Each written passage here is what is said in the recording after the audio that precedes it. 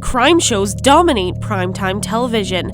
With CSI finishing up its 12th season, it is easily one of the most popular whodunit cop shows. However, it's shows like these that spin the reality into fiction. A Real CSI Constable Jeff Myatt of the Forensic Identification Unit in the Ontario Provincial Police shows what it's really like to be a CSI.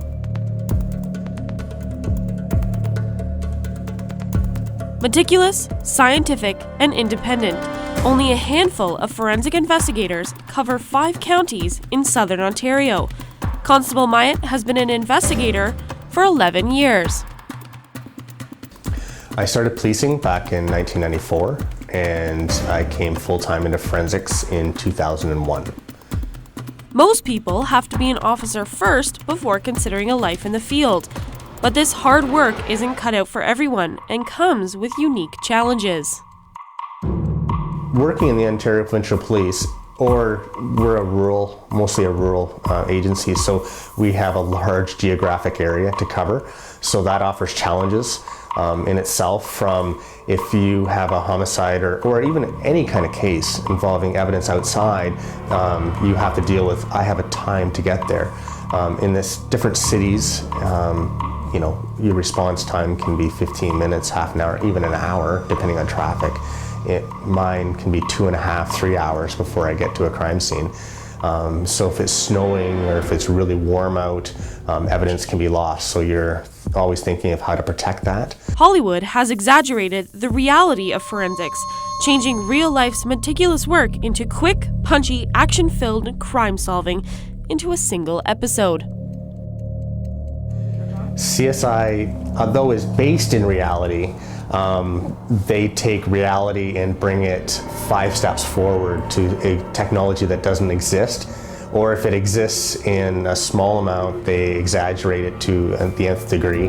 A forensic officer does not ever interview somebody. That's not what our skills are based on. Ours are scene work, lab work, as well as being able to solve it in an hour. And it takes crime scenes, a homicide can be a week at a crime scene. That's not including all the paperwork left behind, weeks of preparation for court and just to box your files. What we all see on TV, the fingerprinting, the DNA, the lab work, versus the science of today, poses a significant problem on juries who cannot differentiate between the two. There is a phenomenon right now that we have to educate the juries on. It's called the CSI effect, and where they think that you have to have forensic evidence to find the person guilty, and they take the evidence and they think that that's all encompassing, when you have to take it in stride. When I say if a footprint matched or there was a positive identification on a footwear impression, I'm not saying that person created that footwear impression. I'm saying that shoe was a high probability that created that impression. So whether that person was wearing that shoe at the time, when I make an identification even, I say that the person that made that crime scene impression was the same person that made the inked impression on that fingerprint form that I'm used. I'm not saying that that person was the accused. That's up to the officer that took the fingerprints to say that I took that accused and I put it on that paper and that's my signature. So we're always having to educate the jury members, and they think that as soon as they get DNA especially, they get convicted. It's theirs. Constable Myatt has been to a variety of crime scenes, from a break and enter to a homicide. Today, he was called out to a possible arson. First thing I'm going to do is photograph the scene as we found it. So, from a fire scene, you're always looking, fire also starts in one contained spot and then goes out and up. So you'll notice a V pattern here. So when you look back, see how it's viewed. But see you got the definite V pattern coming up. So this is most likely, this will be the origin of the fire right here, and there's your V pattern going straight up. He takes detailed notes and even draws diagrams of the scene. Everything must be in perfect detail so he can confidently present his case in court. So what you do is you just find, so the V's coming down into the center, so this is my area of interest. So I'm just gonna fill the mason jar about 3/4 full with the debris. Next, he gathers evidence clearly labeling the points of interest. Each new marking has to be documented and labeled correctly on his diagram.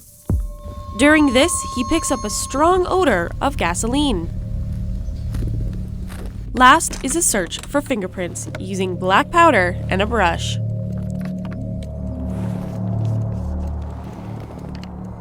Touch here, there's a touch there, touch there. So basically I just take a brush and I go over it. On this type of surface, I don't expect much, but I've developed prints on the most unlikely of surfaces. Although there were clearly markings from fingers, the vinyl surface made it impossible to retrieve any usable fingerprints. After the scene comes hours of paperwork and lab work. Despite that, Constable Myatt is still very enthusiastic about his job. The best thing about my job is that there's no end to the learning curve. There's from the day you start your learning to the day I would assume you retire, there's still much more to learn. So it's every case is different, and there's new challenges all the time. And to say that you know it all means that you don't care anymore, because it's never ending. In the near future, we may see technology catch up to what we see on TV. For now, we rely on good forensic investigators.